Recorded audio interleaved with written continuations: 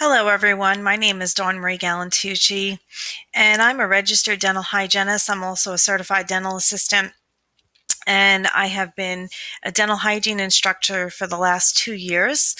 And I would love to bring some public education to not only those of you that are in the medical or dental fields, but those of you that are looking to improve your own health. Perhaps you have experienced some of the things I'm going to be talking about today in regards to your mouth. I'm going to be talking about xerostomia, and that's just a fancy word for dry mouth.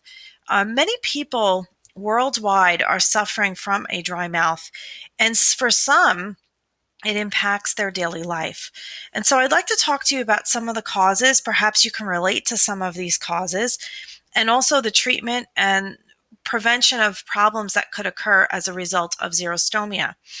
So, what is xerostomia? It's a feeling of a decrease in salivary flow. And the reason why it happens is that it's a result of hyposalivation.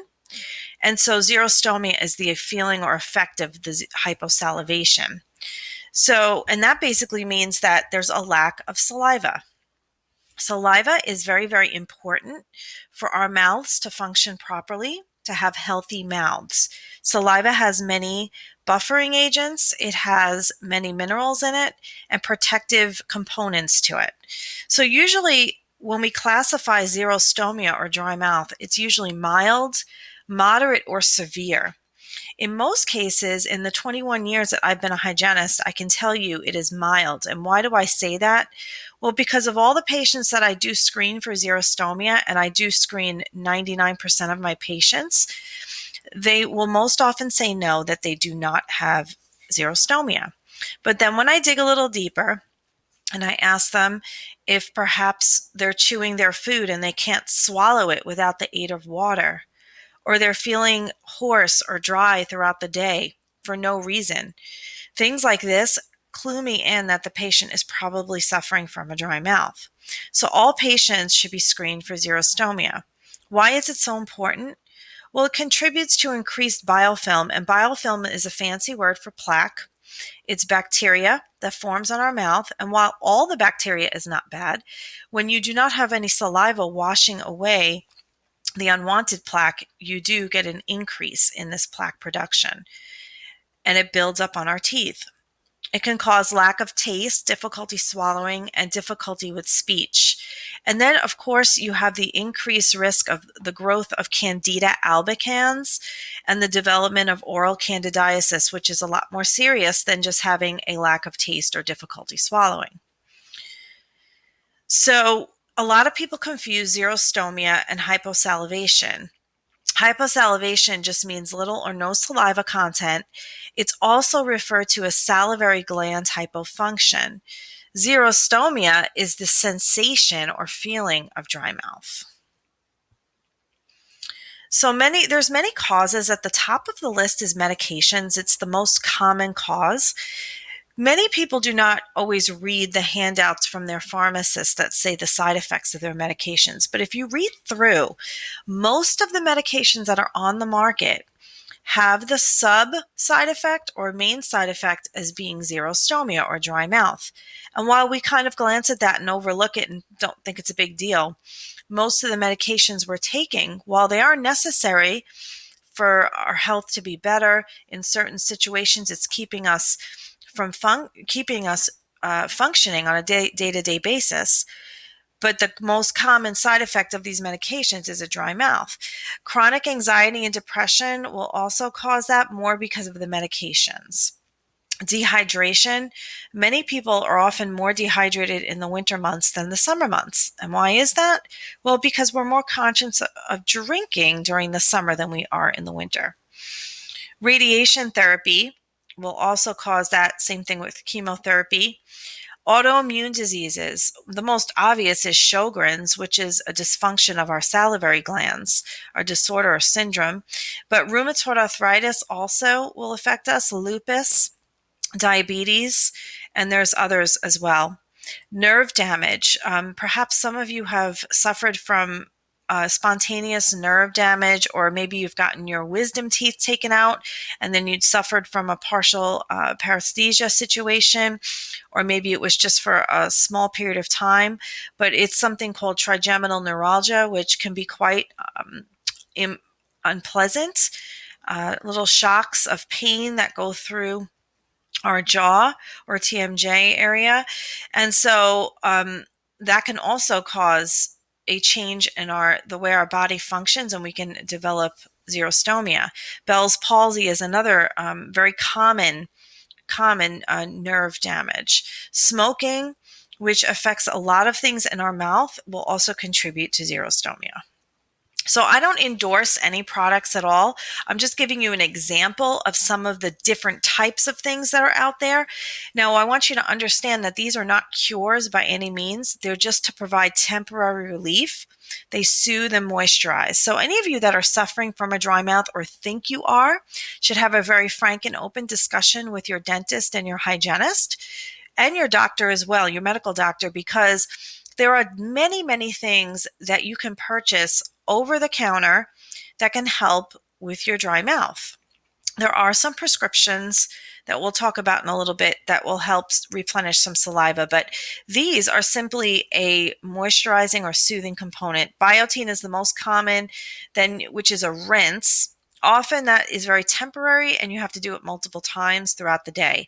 Xylee melts are something that lasts a little longer because they're actually little lozenges that you don't actually suck on them though, like a candy or something. You just put them on your ridge of your gums, usually where it's not really going to be noticeable, and it dissolves throughout the day. So you could use those through the day, you can use them at night. And then Oralube is a spray. So there's a few different types of things you can use. And again, the Oralube is similar to the Biotin rinse, where it just provides a temporary relief. There's a newer salivary aid on the market it's called Salimax, and it's a rinse. It's made by a company called Forward Science. And again, I don't endorse any particular product over another. This is something that is newer on the market and is something you should really look into, especially if you're going through cancer treatments, because this can be prescribed through your prescription coverage through your company, your insurance company. And then what's very, very important to understand is that when you have a dry mouth, you have a loss of protection on your teeth. And so we want to replenish that protection, help protect your teeth. Well, how can we do that? We can use fluoride. In the office, your hygienist may offer you a fluoride treatment. And initially we might think, well, I'm not a child. Usually children just have fluoride treatment. But that's not really true. That's a myth that fluoride does not help adults. Insurance companies don't usually cover the fluoride treatment, so we've mistakenly thought, and many, many people think this, that fluoride is not important for adults. But fluoride varnish is something that's painted onto the teeth at the end of your cleaning appointment, and it is best if it is done at the end of your cleaning appointment because it'll adhere to the teeth better if they're cleaner. It sets up to form a hard film over your teeth. And if any of you out there who are listening to this have had a fluoride treatment with fluoride varnish, you know that it kind of feels weird at the end of your cleaning to have beautifully clean teeth, and then all of a sudden we're painting this hard film on your teeth. But just know that feeling is temporary, because when it does feel that way, that's good, because that means that the varnish is going to work for a long time. So the varnishes have a higher concentration of fluoride than the gels or the rinses. When you were a child, you might remember the hygienist putting that tray in your mouth with the gel, and it kind of was uncomfortable. You drool all over yourself. It was very annoying. Well, those gels really weren't as effective as we once thought. With the varnish, there's something called reuptake, which means the absorption of the fluoride into your teeth is going on for a longer period of time, sometimes up to 24 hours.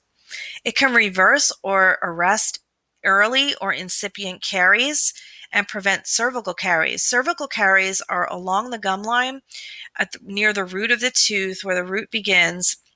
And often people have cervical caries because of having recession with their gum line, and that recession exposes the root, part of the root of the tooth, and the root of your tooth does not have the enamel on it, which is the enamel is your protection, is your armor on your teeth. And so those cervical or gum line areas are very, very prone to getting cavities. And once you have caries, as we say in the dental world, it's very hard to maintain and control those fillings that are along the gum line. They're very susceptible to more caries. So the fluoride has multiple benefits. It can reduce demineralization and sensitivity as well. Demineralization is breakdown of your enamel for various reasons. Some people have orthodontics or braces on their teeth. Some people have a poor diet, or some people have a very excessive dry mouth.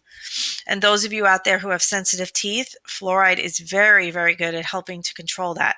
Does it work after one fluoride treatment? Absolutely not. The benefits of fluoride is repeated doses. So here's an example of what a varnish looks like in the office. Again, I do not endorse one product over another. This is a common one though, and it's basically, there comes in a clear or white color, and this is something that the hygienist brushes on. So this is a proper way to apply the fluoride. The hygienist or doctor has to isolate the teeth, dry, and then apply. And we keep drying the teeth, making sure they're dry and not wet when it's applied. So here's a little video that those of you that would like to take a look, it's on YouTube. Enamelast provides a nice little video of how to properly apply fluoride varnish. I highly recommend when a patient has a dry mouth to be using a higher fluoride toothpaste at home. One of the more common, two common names out there are CLINPRO 5000 and PREVIDENT. And the PREVIDENT comes in different types, dry mouth formula, sensitive, and so forth. Both are excellent choices, and they're, as long as it's, and even if it's generic brands, as long as it's 1.1% fluoride, that again, you can only get through a prescription. So it's really good to use that. And the proper way to use those toothpastes are, you need to be as plaque-free as possible when you apply them. So at night, and some patients need to use them twice a day, but most patients once a day at night after you brush with your regular toothpaste and floss. Then you take this pea-size amount of this fluoride, this CLINPRO or PREVIDENT, and you just apply it to your teeth. You spit out the excess. You do not eat, drink, or rinse. The reason for that is it needs to stay on the teeth and absorb in there without rinsing or eating. So hygienists out there, assistants, doctors, dentists, if you discover the patient has xerostomia, think of at-home fluoride. That should really be connected to treating xerostomia. So these are the ones I was talking about. You may have seen them, may have used them. Your dentist or hygienist may have spoken to you about using them. And so I'd really like to also get out there that there's a great video from 3M, which is CLINPRO, importance of using fluoride, to really understand why we should be using fluoride on a regular basis. And I know fluoride has gotten a bad rap over the years. Many people think that it's poisonous and so forth. What I will tell you is that when somebody has a dry mouth, they need as much protection as possible. So educating ourselves about the benefits of anything is important, and really understanding why we need to use it.